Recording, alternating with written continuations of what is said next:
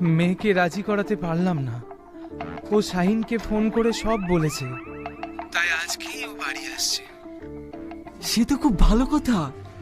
এ নিয়ে আপনাকে টেনশন করতে হবে না, ওটা আমার উপর ছেড়ে দিন।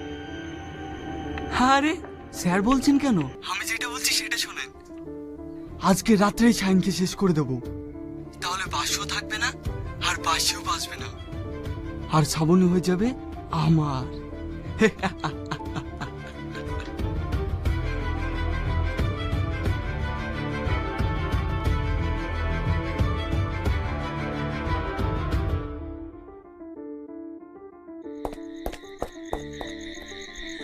এই তোর ছেলে কই?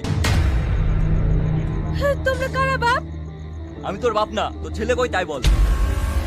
ছেলে নাই বাপ, ও এসে দাঁড়ায়নি। ওর বন্ধুর মায়ের শরীর খারাপ তো, তাই সেখানে গেছে। ও শিট!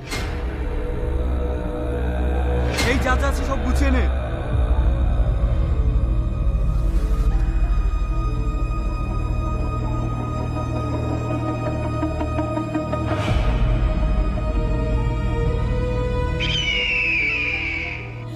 বাপ, এইগুলো নিও না বাপ।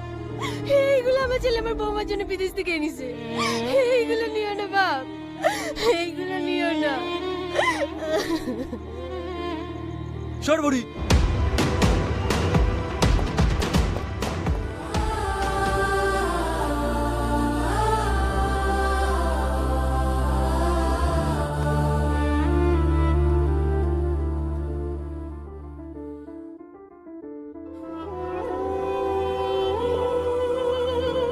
এইসব কি করে হলো ফুপু?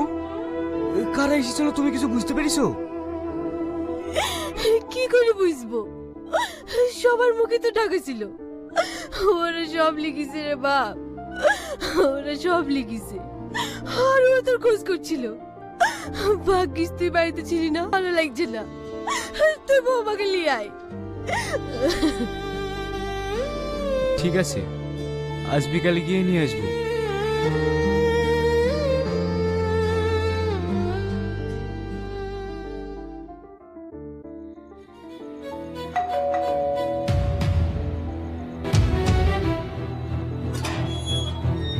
আসুন স্যার, আসুন।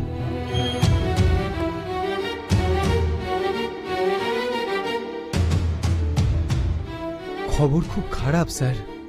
কেন? আমার জামাই আমার বাড়িতে এসেছে।